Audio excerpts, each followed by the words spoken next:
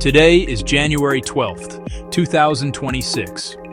A new and uncertain era has begun. For half a century, a delicate balance held between two of Asia's greatest powers, Japan and China. They built a relationship on a simple, pragmatic idea. They would trade with each other, even if they disagreed on politics. This understanding created decades of shared prosperity. Factories, ports, investments. That era is now over. In the opening days of 2026, that long-held consensus shattered. Analysts are already calling it the strategic rupture. It marks a definitive break from the past and sets the stage for a future defined by friction and confrontation. What was once a cold peace has given way to an open and anxious rivalry. To understand the gravity of this moment, you have to understand a Japanese concept known as Seikei Bunri. In simple terms, it means the separation of politics and economics.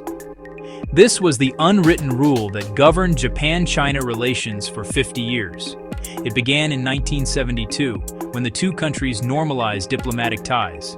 Despite deep disagreements, they agreed to focus on what they could build together. They built a massive economic partnership. Technology and capital flowed, labor and resources scaled. It created a framework where disputes would not derail the flow of trade and investment. But in 2026, that consensus has been dismantled. The principle of Seikei Bunri is dead.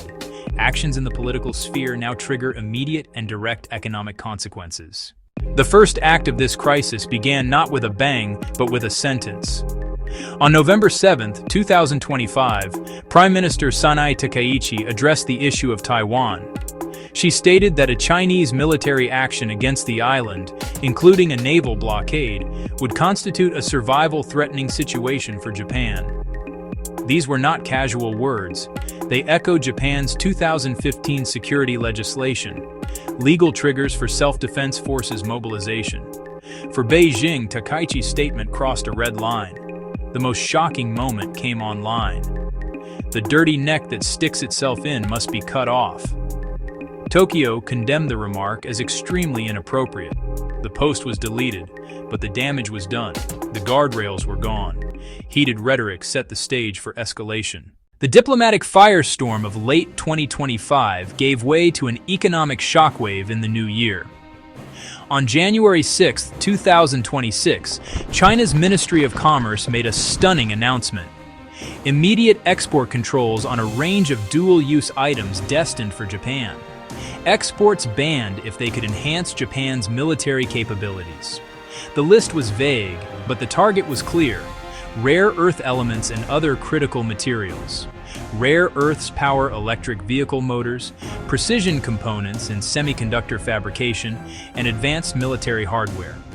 In 2024, Japan relied on China for about 63% of rare earth imports. Companies like Toyota and the semiconductor industry suddenly faced critical supply disruption. The supply chain can be compared to a human digestive system. Materials must be ingested, processed, and distributed. A sudden blockage can shut the whole body down. In the waters around the disputed Senkaku Islands, China calls them the Diaoyu, the Chinese Coast Guard presence became more assertive and constant.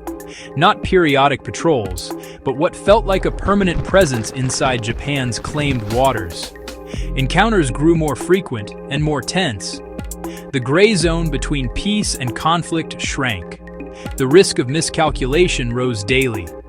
Tokyo also feared the Trump factor, a potential G2 bargain between Washington and Beijing. Japanese policymakers watched U.S. politics with anxiety. Japan initiated a historic pivot, a path to 2 to 5% of GDP in defense spending, far beyond the informal 1% cap. It strengthened the U.S. alliance and deepened ties with Australia and the Philippines, an emerging squad.